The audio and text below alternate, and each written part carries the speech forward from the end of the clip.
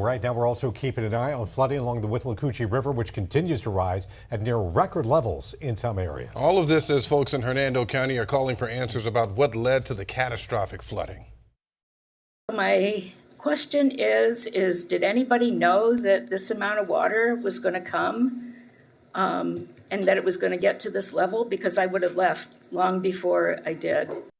A lot of people saying that right there. 10 Tampa Bay's Hannah Deneen live for us in Ridge Manor, one of the area's hardest hit spots by the flooding. And Hannah, this situation is growing worse than anyone predicted.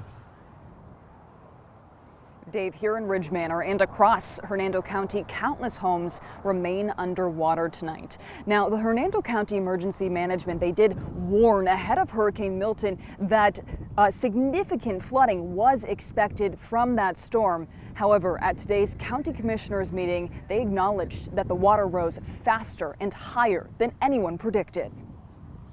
It didn't react anything like it has in the past. There is water now where it's never been before. Worse than a worst case scenario. It's unprecedented. The Trilby area hasn't seen this type of flooding since the 1930s. Yeah. And Croom hasn't seen it since the 1960s. And maybe this is this is what we prepare for, at least for the 100-year storm. But obviously we're not prepared in some of these areas. As the Withlacoochee continues to rise in some areas tonight, county commissioners say they'll look into how we got here. Water flows from the south to the north.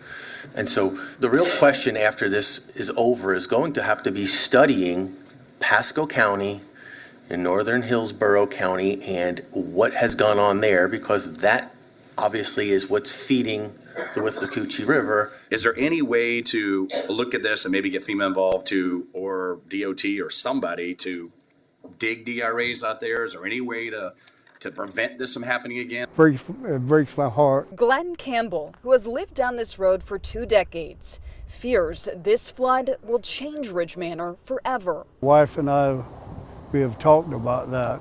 How many people is going to move out, and how many people are going to be putting up with this, because it's a lot to swallow.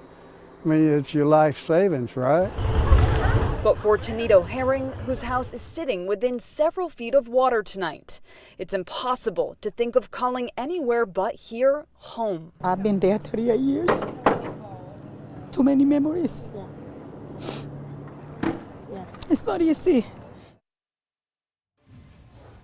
And Tanita, who you just heard from there, she lives down this road here, and like so many people, like this group here, we caught her just as she was coming back and seeing her home. She says it's chest deep in there, and so many of them have lost everything tonight.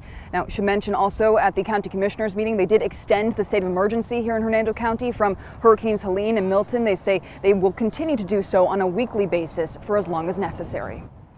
Absolutely heartbreaking. Watching that in real time too, Hannah. The water has peaked in some spots, but county leaders today also emphasizing that we may not have seen the worst of this situation.